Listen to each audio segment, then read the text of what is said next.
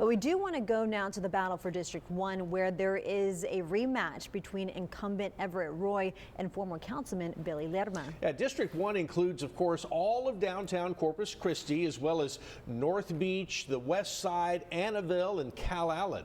Our Madeline Salinas is following the two candidates for us tonight, and we check in with her now for a live look at that contest. Madeline?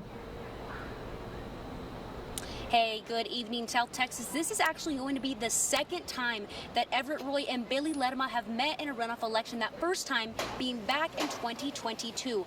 Now, Everett Roy was elected to council back in 2018. He served from 2019 to 2020, excuse me, and then from 2023 until today. He tells me today that he's most proud of the progress made on North Beach, the new Harbor Bridge project, and of course the rapid pavement project that has been all the things that you've seen getting work on the roads here around town. He's been most proud of that. And here's what he had to say today when I spoke with him.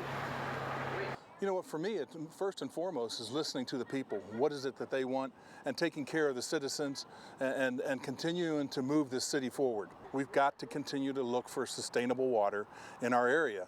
Our lakes are down. We're getting ready to possibly go into another level of water conservation. And we need to make sure that we have an uninterruptible source of water.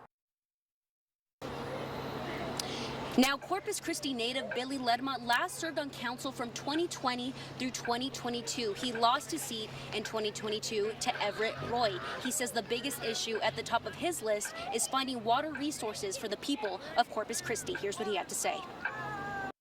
We need to stop kicking the can down the road. We need to make some strong decisions. They're not going to be popular decisions. Some of those decisions people may not like, but one of the biggest decisions we have to make is we need to find a water source. We need to have a desal plant here, but not in the Inner Harbor or the Bay Area.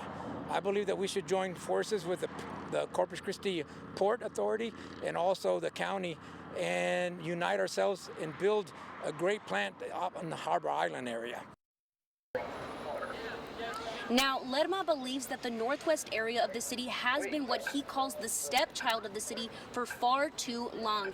And he is ready to see and help advocate for improvements like more retail space and security lighting along Highway 624. Now, it's important to note that in the general election, Everett Roy came out with about 30% of the vote, while Mr. Lerma came out with around 26% of the vote. They're both hoping for your support today, and do not forget that polls close at 7 p.m. tonight.